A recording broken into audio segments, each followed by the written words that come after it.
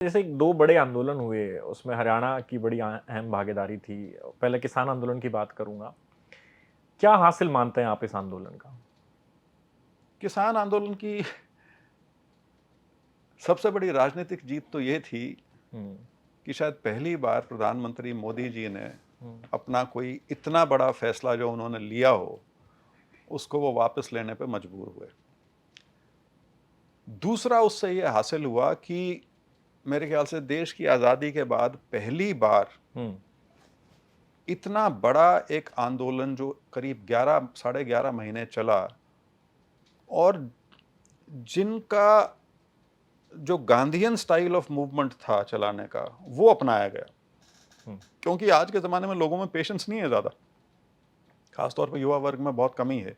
लेकिन ये आंदोलन, इसकी खूबसूरती ये थी कि ये साढ़े 11 महीने तक सर्दी, गर्मी, बारिश, पुलिस का अत्याचार हुँ, और जिस प्रकार का एक माहौल बनाने का प्रयास किया गया, इनको अलग-अलग तरह की संज्ञा दी गई, देशद्रोही कहा गया, खालिस्तानी कहा गया, जो मन पड़ा वो कहा गया। उसके बावजूद भी एक शांतिपूर्वक तरीके से अपने हक के लिए वो उसमें बैठे, वो उसकी मेरे हिसाब से सबसे बड़ी एक देन है। लॉन्ग टर्म में उसका नतीजा क्या आएगा, that is an open question. Okay, क्योंकि उसमें आगे क्या होगा, हुँ, उसके बारे में स्पष्टता उनको भी नहीं है जो जिन्होंने आंदोलन किया था। क्योंकि मैं नहीं मानता कि ये मुद्दा सिर्फ एमएसपी तक का है।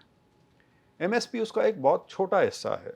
ये मुद्दा एमएसपी का नहीं है, ये क्राइसिस पूरी कृषि व्यवस्था का है।